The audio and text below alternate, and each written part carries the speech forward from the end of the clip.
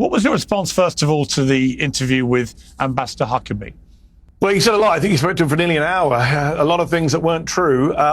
One thing that stood out to me was when he said he spent as much time with Netanyahu as he spent with his own wife, which explains probably a great deal why the Trump administration is so pro-Netanyahu and all in on everything Netanyahu's doing. One name you and him didn't really mention was Donald Trump. Trump has given Netanyahu, as we know, the green light to do the ethnic cleansing, to do the starvation, to do the killing.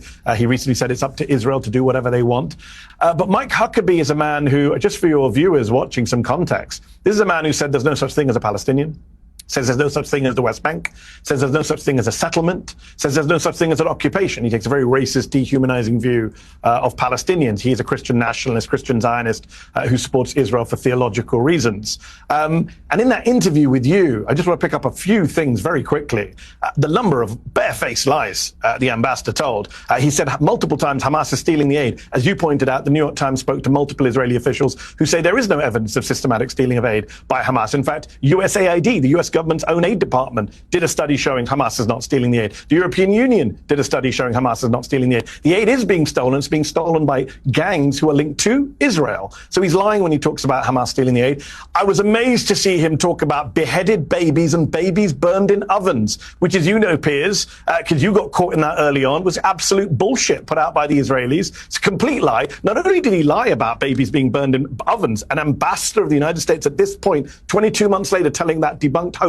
He even claimed that it was done on video, which is not true. Show us the video. It doesn't exist.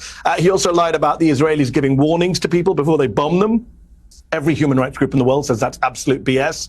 The Baka Cafe in Gaza City was bombed just last month. 30 people killed. A seaside cafe where they're having a children's birthday party. A boxer was killed. A sports star was killed. Children were killed. No warning given. They dropped a 500-pound bomb on a crowded seaside cafe. And then, of course, he lied about Anas al-Sharif and his crew. He said that the evidence points to them being Hamas. As you pointed out, no one who's looked at any of the evidence provided by Israel says that's evidence of Hamas. All he had was that, he was spotted taking a picture with the leadership of Hamas. So if you stand next to an accused terrorist or someone on the American terrorist watch list, that makes you a target, because I would point out Mike Pompeo is in a picture standing next to the Taliban. Donald Trump is in a recent picture standing next to the former leader of Al-Qaeda in Syria. Is that what we're now classifying as a justification for killing someone?